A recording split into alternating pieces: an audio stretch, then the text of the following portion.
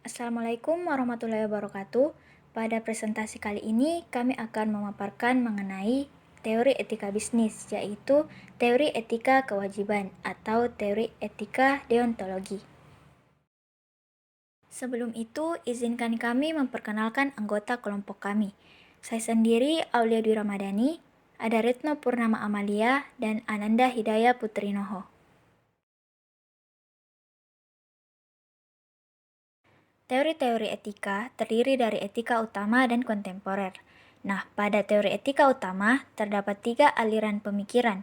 Yang pertama, etika keutamaan yang digagas oleh Aristoteles.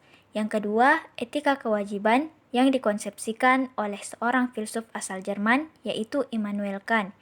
Yang ketiga, etika utilitarianis yang dikokohkan oleh John Stuart Mill. Nah, yang pertama, kita akan membahas mengenai pengertian dari etika kewajiban. Deontologi berasal dari kata Yunani deon, yang artinya kewajiban yang mengikat. Etika deontologi adalah teori filsafat moral yang mengajarkan bahwa sebuah tindakan itu benar kalau tindakan tersebut selaras dengan prinsip kewajiban yang relevan untuknya.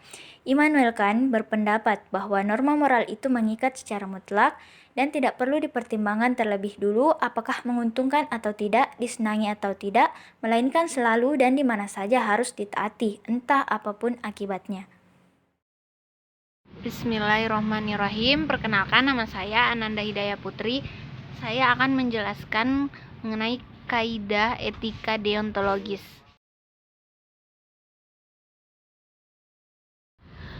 Kaidah etika deontologis bisa dirumuskan sebagai berikut. Yang pertama, seseorang harus bertindak berdasarkan kewajibannya bila ingin berbuat sesuatu yang benar secara moral.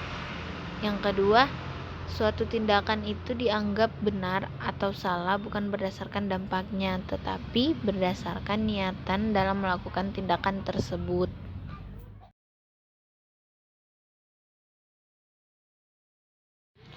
Yang ketiga, etika deontologi adalah model etika di mana tindakan yang dilakukan seseorang tersebut dianggap baik atau buruk berdasarkan apakah tindakan tersebut sesuai atau tidak sesuai dengan kewajiban tanpa mempersoalkan akibatnya.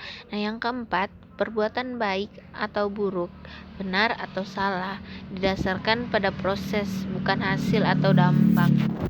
Yang kelima, perbuatan dikatakan baik menurut teori deontologi jika perbuatan tersebut memang baik untuk dirinya, sehingga perbuatan tersebut memang merupakan kewajiban yang harus dilakukan. Nah, yang keenam, dikatakan buruk menurut teori deontologi jika perbuatan tersebut dilakukan dalam prosesnya yang tidak sesuai kewajiban. Nah, yang terakhir, dikatakan baik karena melaksanakan kewajiban, dikatakan buruk karena melaksanakan yang bukan kewajiban atau tidak melaksanakan padahal kewajiban. Jadi, saya Retno Purnama Amalia. Selanjutnya akan membahas kekuatan etika deontologis Kant.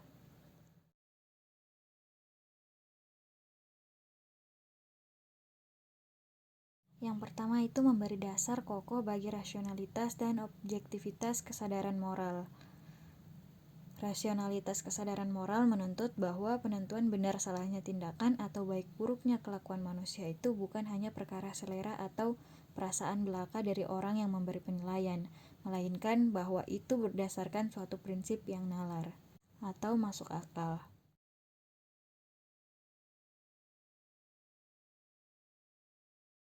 Kekuatan yang kedua yaitu memberi tolak ukur yang perlu dan penting untuk menilai moralitas suatu tindakan, yakni prinsip universalitas.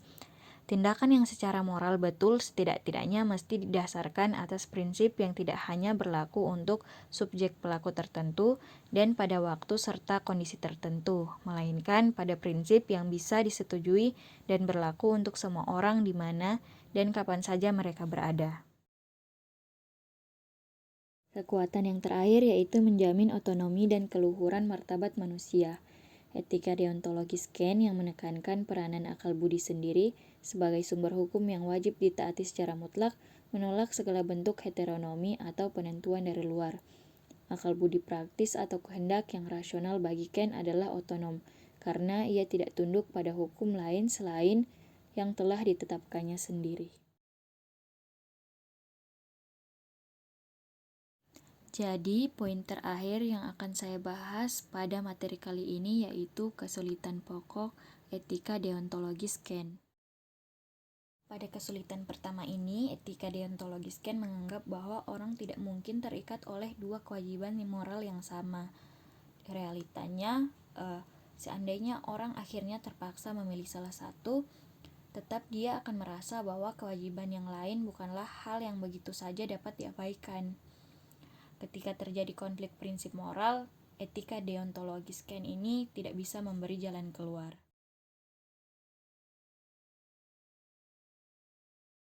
Selanjutnya, kesulitan yang kedua. Teori etika deontologis tidak mengenal kekecualian. Ada norma, ada kewajiban yang mengikat mutlak.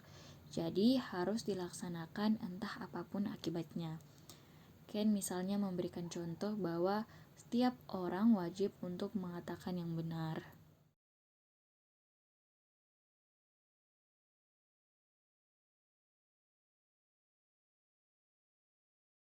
Selanjutnya, kesulitan yang terakhir.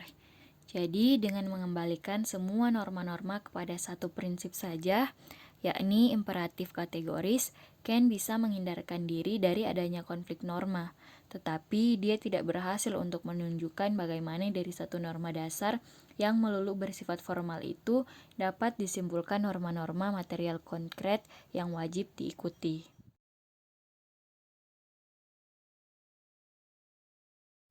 Jadi itulah tadi materi yang kami bawakan yang berjudul etika kewajiban atau deontologis. Terima kasih sudah menonton video ini. Wassalamualaikum warahmatullahi wabarakatuh.